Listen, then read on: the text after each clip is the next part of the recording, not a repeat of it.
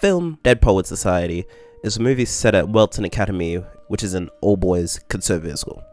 The story revolves around the English teacher, John Keating, played by Robin Williams, who makes it his goal to take these conservative boys and to teach them how to live life to the fullest.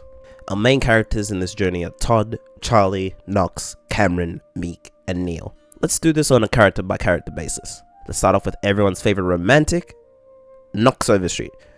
Dog, I have never seen someone so willing to get their ass beat that often. For context, Knox falls head over heels for this girl named Chris, who goes to a nearby school. Now, while I'm not hating on a guy's grind, there's levels to this. The girl who he's in love with, Chris, has a boyfriend, which he knew full well about. Then he gets invited to a house party by her, naively thinking that this was her subtle way of trying to get with him. He gets to the party only to be passed around like a blunt, and he feels kinda useless. He gets peer pressured into drinking, confused with being somebody else's brother, and is surrounded by sweaty, hormone-filled kids making out and probably doing more later.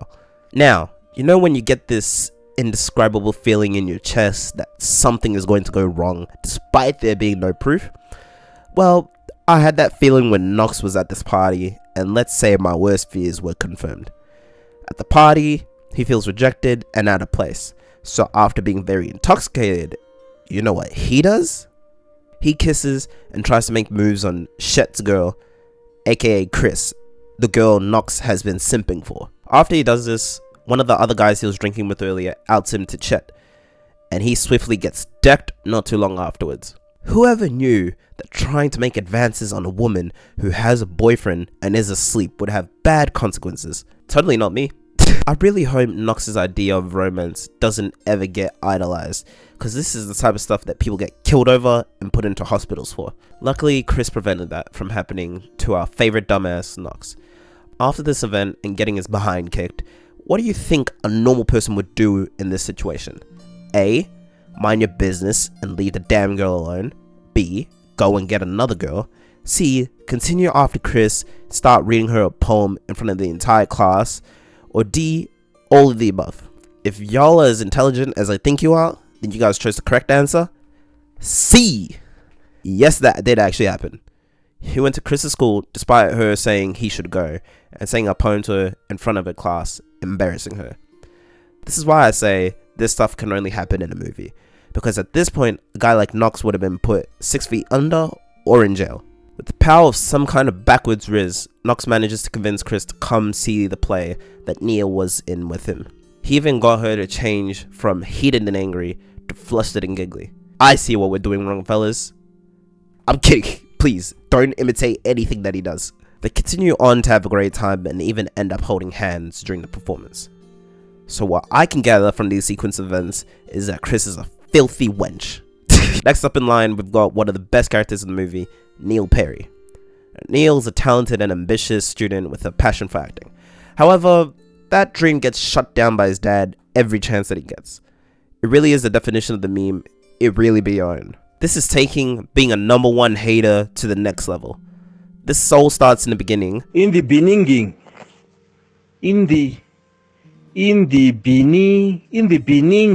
From when Neil's father shoots down his hobby of writing for the school's newspaper, and when Neil asks him to reconsider, his dad takes him outside of the room and says, "Don't you ever backchat me again like that in public. You hear me?" Then he's constantly encouraged by Mr. Keating to chase his acting dream, and he gets the main part in the play.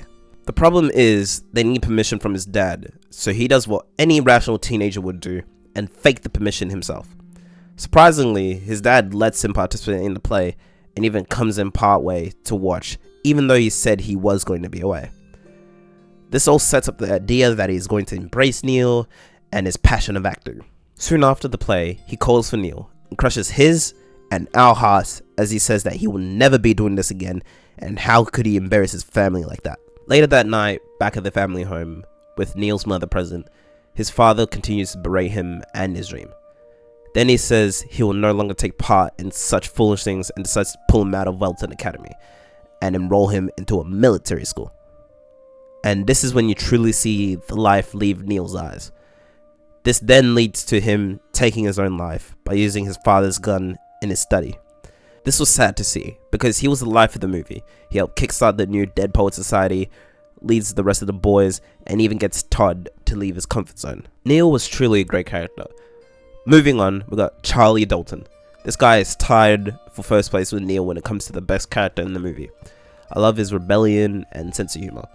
Out of all the boys, I say he embodies the spirit of non-conformity that Mr. Keating wanted. So much so that he ended up getting paddled by the school's principal for trying to get girls into the school, blasphemy, and just being an overall smartass.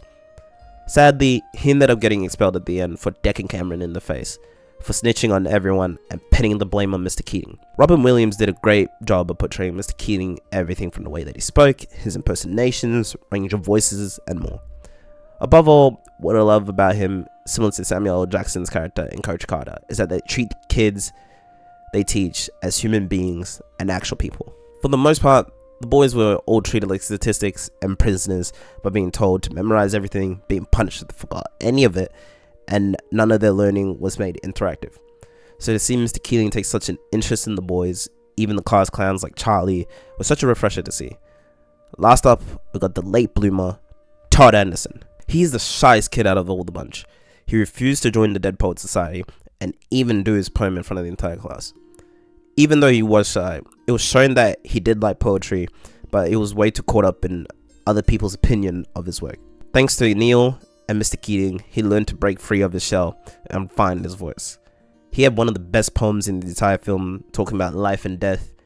You know it's good when you had the boys who were laughing at you a minute ago, now staring at you in amazement. Todd also has one of the best scenes in the end when he stands on his desk as Mr. Keating leaves the classroom, not only as an act of defiance to the school, but more importantly as a giant thank you to Mr. Keating for everything he did for the kids. It was so good that he inspired most of the other students to join him and give their respects to their former teacher. I love the ending here because it wasn't dragged out, and it stopped a bit abruptly in the best way possible. I'm grateful that I watched this movie and got to share my experience with y'all. Thanks for watching my video on it. I hope you enjoyed it, and stay tuned for whatever else I put out next. This is Black Sugar 11.